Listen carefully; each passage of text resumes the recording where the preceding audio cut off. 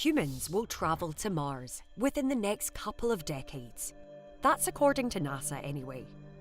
The ultimate goal? To live entirely independent of Earth.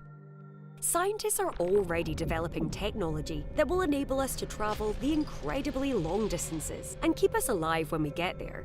But if we really want to inhabit other worlds, a major issue needs to be addressed. Can we reproduce in space? If humans had a base on Mars, we couldn't keep popping back 225 million kilometers, a journey likely to take around 7 months, to have children on Earth. Humans will need to have babies in space. But space is a hostile environment for the human body, with high levels of radiation, something both sperm and egg cells are highly sensitive to. NASA recently sent the first samples of frozen human sperm to space. The frozen cells were successfully reactivated but showed DNA damage and moved differently, which would likely reduce their chances of fertilizing an egg. More encouragingly, freeze-dried mouse sperm that spent several months in space produced a brood of healthy pups when fertilized back on Earth. Although the sperm DNA had changed, the damage was repaired upon contact with the female egg.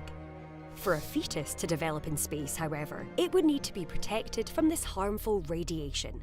Its rapid growth rate would make a baby particularly vulnerable to genetic mutations, increasing the risk of childhood cancers.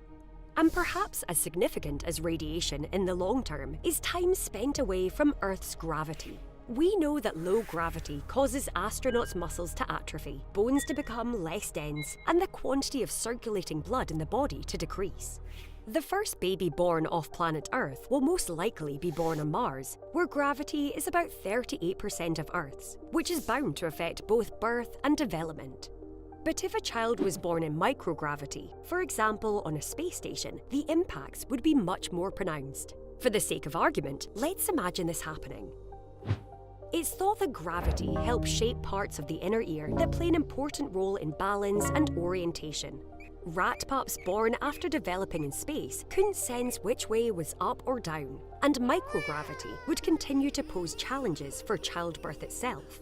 On Earth, there is always the option of a C-section, but although medics have mended rats' tails and performed keyhole surgery on pigs, no one has ever been operated on in space. Blood can spatter even more than it usually does on Earth, floating around unconstrained by gravity. Or it can pool into a kind of dome around a wound, making it hard to see what's going on.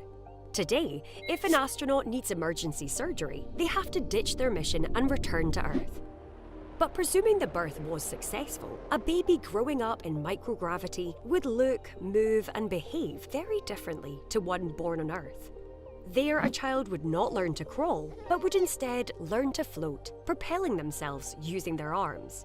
Without a strict exercise regime, it's possible their bones and muscles would be smaller in their lower body, yet bigger and stronger in their upper body. Like astronauts, fluids in their body could travel upwards into their chest and head, giving them a puffy face. As a result, a child born and raised in space might never be able to live on Earth. It's possible they might not be able to walk, stand, or even breathe. Earth's gravity is so important to humans that it's been described as the identity of mankind. Without it, would a human subspecies emerge, only able to survive in space? Assuming all the physical challenges can be overcome, there are other issues that would need to be considered. What would be the impacts of raising a child in such an isolated and extreme environment? While a mother may be able to consent, the child cannot. Is it ethical to raise human beings who may never be able to set foot on planet Earth? Right now, having a baby in space may feel like something from a sci-fi film, but ultimately, it's a puzzle we have to solve if we want to travel deeper into our solar system.